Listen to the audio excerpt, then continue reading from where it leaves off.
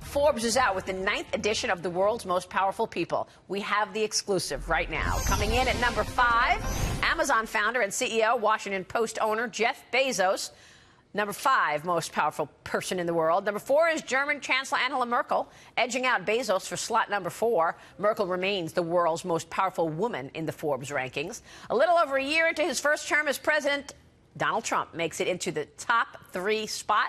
He is the 3rd most powerful person in the world, while, get this, number 2, Vladimir Putin, fallen out of the top slot for the first time in 4 years. He comes in at number 2, the Russian leader sitting there at number 2, and the number 1 most powerful person in the world in 2018, according to Forbes, is Chinese leader Xi Jinping. Let's bring in Forbes contributing editor right now, David Ewalt, to tell us how he came up with this list. David, good to see you. Good to see you, too. So, President Xi, what was your thinking behind that, number 1? Well, that reflects a couple of things. For one, it's a reflection of China's massive economic power. They've got the world's largest standing army, but really the reason why he's moved up is because Chinese parliament in the last couple of months amended their constitution. They've broadened his powers. They've reduced term limits. He can basically stay in office as long as he wants now. And he's really got a cult of personality there in China that we haven't seen since Chairman Mao. Yeah, it's true. He's going to be the president for the rest of his life, John. Did you have any reservations about putting 2 autocrats at the top of your list? What about Democrats or capitalists? Do you have to have complete control in order to be powerful? Well, yeah, I mean, I think that's a good point. You know, we're not necessarily celebrating all these people. There are people on this list that are very bad people. There are criminals on this list and terrible dictators. But when we're measuring power, we're talking about things, on one hand, it's how much money and how many resources this person controls. But it's also how much they control the lives of people underneath them. And when you're talking about someone who's an autocrat or a dictator, they really have a very granular level of control of the people in their country. And looking at Vladimir Putin, he's been able to stifle his opposition. That's why he was at the top of that list for, what did you say, 4 years in a row. He's arguably the richest man in the world. And, and he's been in power as prime minister or as president for 18+ years now in Russia. And just reelected to another term. I mean, this is a guy we see who has massive control of over his populace. This week being sworn into a new term, but also arresting thousands of protesters who weren't so happy about that. 18 years. You know, I didn't realize that. 18 years is incredible. You're right. Wow. So there are 75 people on this list. The U.S. is leading the way with 31 making the final cut.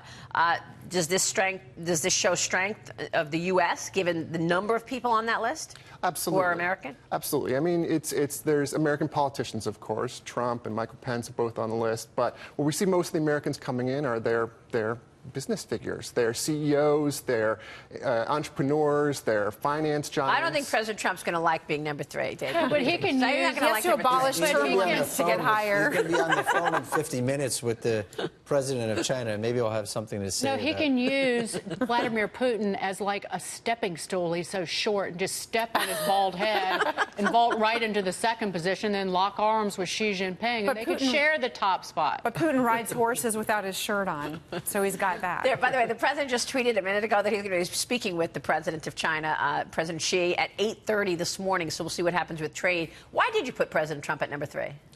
Well, for one thing, I mean, he's high on the list, obviously, because he's commander-in-chief of the United States. He's, you know, the world's leading economic and military power. But he may have just engineered a huge thing with North Korea. He did, but you also have to give credit there to President Moon from South Korea and to China, and they both are big parts in that. And one of the things we see with Trump maybe not being number 1, part of it is that this is a democracy. He's got checks and balances, but also we've seen a year into his term, he hasn't had as much success as he would like passing legislation through a Congress that he controls. And there are reasons to say maybe he doesn't have as much power as he'd like. I want to say this, though. He always accused Forbes of underestimating as well. That's true. You will be accused of underestimating his power. That's almost certainly true. Wouldn't surprise me. You have 4 politicians in your top 5. What does this say, again, about the state of capitalism, that you don't have more business leaders? There was a time 10, 20 years ago when we were really celebrating the global economy. Yeah, and let's mention one newcomer to the list. That's Saudi Crown Prince Mohammed bin Salman. Right. The Crown Prince working to change the social climate in the Middle East. That he is what number? The Crown Prince comes in at number 8 this year. Okay. Brand new addition to the list, actually replacing his father, the king, who is technically still the regent, but the Crown Prince has really seized power, and he's got so much, not just political, but business power. Which Maria Bartiromo knows, and so does her audience, because she went and interviewed the Crown Prince before anybody, and he made these great revelations about the future of that country and our relationship in the Middle East. It was an incredible trip. It was fascinating. It was a fascinating trip, really. But in terms of CEOs, John's question, Sure. Who's the most powerful? Well, the most powerful CEO we see on the list is Jeff Bezos. And that's for a couple of reasons. One is that Bezos is the richest man in the world. He's got tremendous personal financial power. I get that one.